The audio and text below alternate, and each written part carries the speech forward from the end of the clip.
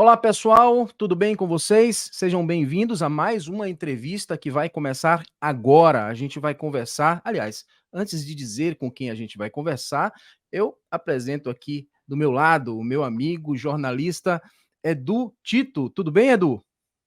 Olá, Luciano. Olá, pessoal. Tudo tranquilo? Hoje a gente vai falar com. Jean Willis, ex-deputado federal que retornou ao Brasil. É isso. Daqui a pouco a gente vai colocar essa entrevista na íntegra para vocês, tá? Mas antes disso, eu quero pedir a todos que já chegaram aqui e aqueles que não estão assistindo no momento do vídeo ao vivo, mas que assistem depois, por favor, não esqueçam de seguir esse canal, se inscreve aí no canal, isso vai nos ajudar muito a continuar produzindo conteúdo, entrevistando pessoas que você quer saber. Aquilo que você quer saber, a gente está trazendo, a gente vai continuar trazendo aqui com esse apoio. Então se inscreve no canal, beleza? Tem aqui um botãozinho aqui embaixo, você vai se inscrever. Não esqueça de comentar, diga o que você achou dessa entrevista que vai começar daqui a pouco. Vamos falar mais um pouco do nosso entrevistado de hoje, não é, Edu? Ele deixou o Brasil em 2019, foi exilado, não é? Exatamente. Ele era deputado federal na época, né? Primeiro, ele é ex-BBB, né? Todo mundo conhece Jean Willis também como um Começou ex-participante do, lá. do Big Brother Brasil. De lá, saiu, se tornou deputado federal pelo estado do Rio de Janeiro, e após sofrer sérias ameaças de morte, já na ascensão bolsonarista, né, Bolsonaro já era presidente, ele aqui renunciou ao cargo e foi para um exílio, né? Ficou 4 anos exilado na Espanha, onde ficou estudando, né, um doutorado que trata dessas questões do autoritarismo, a ascensão do autoritarismo no mundo. E agora, com o retorno do governo Lula, também se sentiu agora mais seguro em retornar para o Brasil e ver de que forma ele pode contribuir com essa nova fase que o Brasil tá tocando agora. É isso aí. E na entrevista de hoje, eu vou adiantar algumas perguntas que foram feitas. Olha, a entrevista foi gravada na sede do PT, do Partido dos Trabalhadores da Bahia, aqui em Salvador, tá? Foi gravada na última quarta-feira, dia 19 de julho de 2023, tá? Nos encontramos, ele falou com uma equipe de jornalistas, né? Praticamente uma coletiva, mas foram Exato. poucos jornalistas. E a gente estava lá, claro, para fazer algumas perguntas. Você adianta algumas coisas dessas perguntas aí? Algumas dessas perguntas, Edu? Adiantar, não vamos adiantar, não, que é para deixar o pessoal aí assistindo. Mas a gente pode dizer que a gente tratou, por exemplo, de temas sobre se ele retoma uma carreira política, qual Se é a tem alguma contribuição. intenção aqui na Bahia, né? Exatamente. Qual é a contribuição que ele possa vir a dar com o governo Lula, já que ele esteve com Lula em Brasília, quando chegou, mas esteve com Lula nessa última viagem que Lula fez pela Europa também. Isso. E há um burburinho na política aí que diz que ele foi convidado a ingressar no governo Lula, então ele fala um pouquinho disso também para a gente.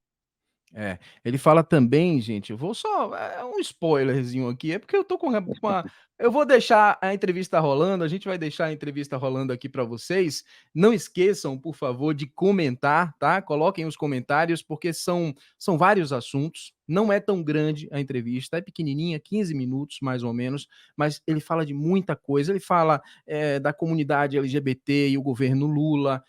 Bom, vamos fazer o seguinte, Fala, né, Edu? Vamos tocar aí, fala. vamos deixar a entrevista rolar, não é isso? Vamos sim. Espero que o É isso pessoal aí. goste. E como o Luciano falou, eu reforço, comentem aí bastante, que logo, logo a gente também fala dos comentários de vocês. Um abraço, pessoal. Fiquem com a entrevista Tchau, tchau. agora. Valeu?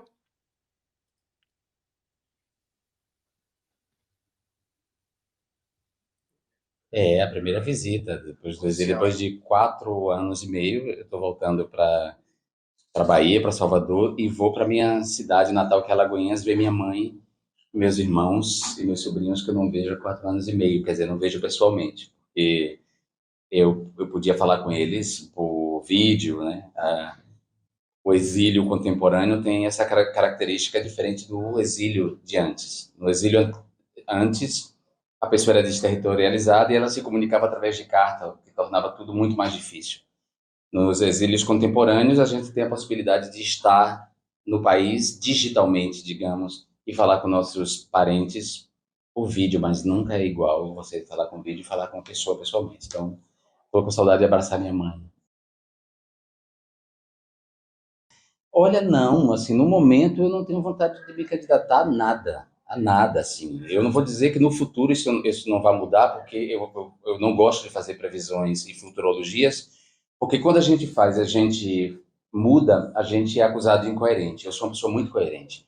Então, no momento, eu não quero ser candidato a nada, não tenho saudade de ser deputado, de estar na Câmara, não.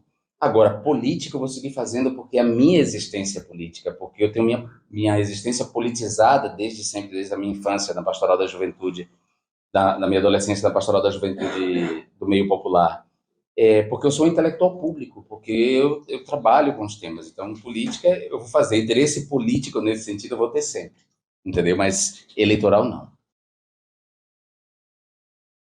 Eu não sei, porque, sei lá, o convite para eu integrar o governo partiu de Lula, do presidente Lula e da primeira-dama Janja da Silva. Eu os encontrei em Madrid, quando ele esteve em Madrid, eu estava em Barcelona e fui encontrar com ele em Madrid. Ele me fez o convite para retornar ao Brasil, disse que o Brasil era o meu lugar, e ele disse que gostaria muito que eu contribuísse com o governo a partir da expertise e do conhecimento que eu tenho. O presidente Lula indicou no primeiro momento, quando eu cheguei ao Brasil, ele me recebeu no Palácio do Planalto e a primeira-dama me recebeu também. No primeiro momento, ele indicou que poderia ser a SECOM, mas eu acho que o ministro Paulo Pimenta ele tem a equipe dele, ele deve estar com a equipe formada, o trabalho dele é ótimo, né? Assim, deve estar fazendo um bem enorme para o governo. Então, eu acho que eu acho que ele pensa que em time que está ganhando não se mexe, né? Então, ótimo, bacana. Eu posso contribuir em outro lugar ou posso não contribuir, ou eu posso contribuir fora do governo. Não preciso estar no governo para contribuir com o governo, né? Para defender a democracia, para defender o presidente Lula, para defender Janja, porque Janja tem sido um alvo frequente da misoginia da imprensa neoliberal, lamentavelmente. E esse ataque a ela tem a ver com o fato de que ela ressignifica o lugar da primeira-dama de uma maneira muito corajosa e inteligente. Olha, eu posso dizer que ao longo desses 4 anos eu fiz um acúmulo muito grande da experiência nas relações internacionais, com pessoas que foram exiladas de democracias que estavam destruídas. Eu integro um consórcio de monitoramento da extrema-direita no mundo, dos métodos da extrema-direita no mundo, ou seja, na Hungria, na Polônia, nos Estados Unidos, em El Salvador, nos lugares em que a extrema-direita, na própria Espanha, como o Vox, os lugares na Rússia de Putin, que é a grande matriz, digamos assim, desse comportamento de autocratas de extrema-direita. Eu estou concluindo um doutorado na Universidade de Barcelona sobre o tema da desinformação, utilizando a minha experiência, a minha etnografia involuntária que eu fiz como alvo da extrema-direita no Brasil. Então, um capítulo da minha tese do doutorado é a palavra da vítima, então, é falar da desinformação desde o lugar da vítima, mas minha tese vai além disso. Ou seja, eu sou um cara, eu estou num projeto de transformar o ecocídio, quer dizer, não de transformar, mas de colocar o ecocídio entre os crimes previstos nos tribunais penais internacionais, junto com a antropóloga australiana que vive na Catalunha, chamada Julie Ward. Eu tenho um trabalho com a Open Democracy, ou seja, eu tenho um longo acúmulo e uma formação sólida, uma formação acadêmica, uma experiência política. Eu fiz 2 mandatos como deputado e eu fui 2 vezes parlamentar, deputado do Parlasul, que é o Parlamento do Mercosul. Ou seja, eu tenho um acúmulo que eu posso colaborar para o governo, se o governo quiser, dentro do governo, se o presidente Lula quiser, dentro do governo, se o presidente Lula não quiser, fora do governo. Então, é o que eu vou fazer e é o que eu faço sempre. Bom, olha, em primeiro lugar, Lula recupera o prestígio e o respeito da comunidade internacional em relação ao Brasil. Isso já faz toda a diferença. Ele é um homem de Estado e assim é tratado. Lula tem feito articulações internacionais de modo a transformar o Brasil num player, no momento em que o mundo deixa de ser bipolar para ser multipolar, ou seja, em vez de um mundo dividido entre duas potências, como na Guerra Fria, o mundo agora será multipolar e o Brasil tem todas as características para liderar esse bloco, o bloco da América Latina, Caribe e talvez até mesmo o bloco dos BRICS, né? Brasil, África do Sul, Índia, China, para, digamos assim, transformar o mundo num mundo multipolar. Então, Lula já fez muita coisa. Lula já tirou o Brasil do mapa da fome. Isso não é pouca coisa.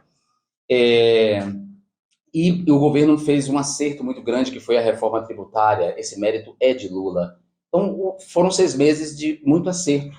Eu acho que as eventuais falhas, ou não vou dizer falhas, mas aquilo em que o governo não pôde avançar, depende menos do governo, depende muito mais do parlamento brasileiro, que é um parlamento dominado ainda por oligarquias fisiologistas, interessadas nos seus interesses privados e não nos interesses coletivos. Então, sim, o governo Lula ainda tem um embate aí com a postura, com a voracidade, a fome do que a imprensa chama de centrão, que na verdade é a direita e a velha direita. Acho que o governo tem que enfrentar ainda o problema do ecossistema digital da extrema-direita, de sua rede de mentiras, de assédio, de fabricação de teorias conspiratórias e da mobilização de perfis orgânicos ou robôs ou perfis apócrifos contra contra o governo e contra a esquerda. Eu acho que esse é um campo que ainda o governo Lula está perdendo, mas nada que ele não possa recuperar no futuro, né? Eu acho que é uma batalha que ele pode fazer e ele vai fazer. Olha, eu acho que, primeiro, Lula respeita a comunidade LGBT. Isso também já faz muita diferença. A gente sai de um presidente que não só desrespeitava e insultava a comunidade LGBT, como utilizava a comunidade LGBT como instrumento da difamação e de sua comunicação política baseada na mentira. Então a gente sai desse presidente para um presidente que respeita a comunidade LGBT, que nomeou um ministro, que é o ministro Silvio de Almeida, que restituiu a secretaria LGBT. Então isso já é muita coisa. Não é, eu diria que não é tudo que a comunidade LGBT espera. E eu sei que o governo tem uma dificuldade porque é um governo de coalizão e o governo, nessa coalizão, há setores que não são muito, como dizer, simpáticos à comunidade LGBT. Mas a homofobia, ela não está só presente nesses setores da centro-direita que compõem o governo. A homofobia, ela é ubíqua, ela está em toda parte. Por incrível que pareça, ela está na esquerda, no centro, na direita, na extrema esquerda, na classe A, na classe C, na classe Z. Então, é isso. Tem uma dificuldade, esse é um tema que é um problema que o governo vai avançar, mas ele já avançou muito em relação ao governo Bolsonaro. Esse é um desafio que nos envolve como coletivo, né? Como coletivo LGBT, nós somos um coletivo que foi muito importante para a eleição de Lula, né? Nós fizemos a diferença na disputa eleitoral. Então, esse é um desafio nosso como coletivo, exigir que nossa dignidade seja respeitada não só pela extrema-direita, que costuma nos ofender, mas ela seja respeitada também entre nossos pares, com os nossos pares, né? Que a gente não seja diminuído porque é gay ou lésbica, ou alguém acha que a gente é menos competente, ou que a gente não entende de política porque a gente é LGBT. Então, eu lamento mesmo que ainda haja na esquerda esse comportamento, ainda haja muita misoginia, ainda haja muita homofobia, muito racismo, né? Esse é um desafio para nós, os coletivos identitários, como gostam de nos chamar. Acho que essa agenda identitária, que na verdade é uma agenda de direito civil, ela é uma agenda que ela não pode ser abandonada de forma nenhuma, e ela não pode ser colocada do ponto de vista hierárquico, como abaixo da luta por justiça social, né? Ou seja, o combate à pobreza e à desigualdade social, ele só vai funcionar se você observar quais são as outras posições de sujeito que vulnerabilizam o indivíduo. Ou seja, é óbvio que uma mulher negra pobre, quando ela é negra, moradora da periferia, né, de uma periferia, e se ela é lésbica, ela é muito mais vulnerável. Então, qualquer política pública de defesa das mulheres e empoderamento das mulheres, seja pela via econômica, ou seja, crédito especial para as mulheres que tocam famílias, que são mães solteiras, ou seja, tem que levar em conta que, dentre as mulheres lésbicas sofrem uma violência a mais. E essa é a interseccionalidade que a gente está buscando, a interseccionalidade que eu quero propor, seja dentro ou fora do governo, vai ser nisso que eu vou insistir. Minha chegada é para contribuir nesse tema, pensando o tema da desinformação como um tema transversal. O grande problema hoje do mundo democrático é a pandemia digital, e essa pandemia digital de desinformação, ela tem a ver com aspectos que superam os Estados-nações. A gente está sob o domínio de Estados-plataformas, as grandes big techs que impõem aos Estados-nações os seus algoritmos e a sua maneira de gerir a comunicação e a extração de dados a nosso respeito. Então, sim, eu vim para contribuir dessa maneira, para contribuir com esse tema com o governo Lula. Eu vou contribuir, eu volto a dizer, eu vou contribuir se eu dentro ou fora do governo, porque não é, a questão não é estar dentro do governo ou estar fora, é contribuir com essa agenda, e eu vou contribuir com ela. Eu quero contribuir com ela, eu vim para isso, eu vim para fortalecer a democracia. E assim, claro, se o presidente Lula me fez um convite, ao fazer o convite, se ele me der um espaço para fazer esse trabalho, ótimo. Se não houver espaço, porque as equipes já estão feitas, montadas, eu vou fazer fora, entendeu? Janones é um cara muito intuitivo, assim, né? Todo o trabalho dele parte de uma intuição muito aguda, muito precisa, sobre o tema, sobre a atuação nas mídias digitais. E Janone tem uma disposição que eu admiro nele, que é a disposição de descer a lama e pegar as armas. Né? Nem todo mundo está disposto a fazer isso, e ele faz isso muito bem. Eu acho que ele colabora muito com o governo, mesmo não sendo parte do governo.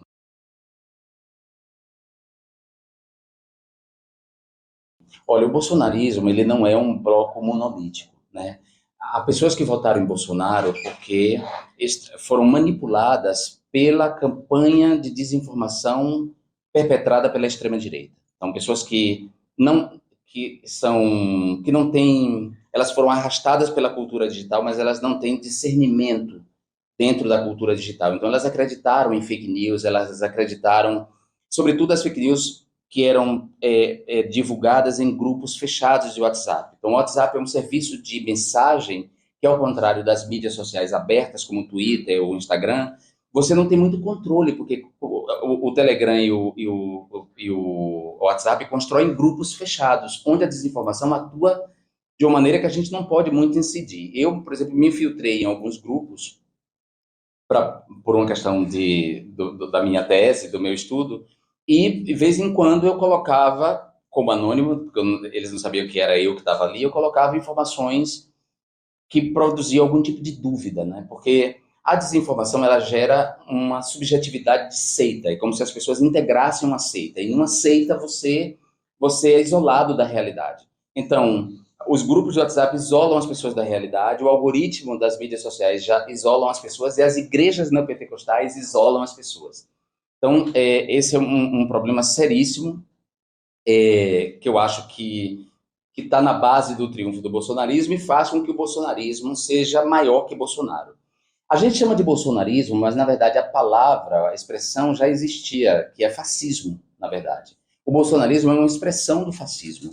E o fascismo 2.0, digamos, o fascismo da contemporaneidade, é um fascismo que tem recursos para propaganda, que não é mais só a TV e o rádio, ou seja, os meios de massa. Agora nós temos uma massa de meios, que é oferecida pelas mídias sociais. Cada pessoa virou uma televisão, cada pessoa virou uma rádio. Né? A proliferação de podcasts, de canais no YouTube, da quantidade de influencers, né? Ou seja, nós temos agora um novo digamos, novas tecnologias que permitem que a extrema-direita perpetre sua propaganda de maneira muito mais insidiosa. Isso faz com que o bolsonarismo dure mais que Bolsonaro. Isso exige e exigirá do governo Lula, que é um governo democrático, que defende a democracia, que defende a verdade, uma melhor organização da sua política de enfrentamento dessa questão.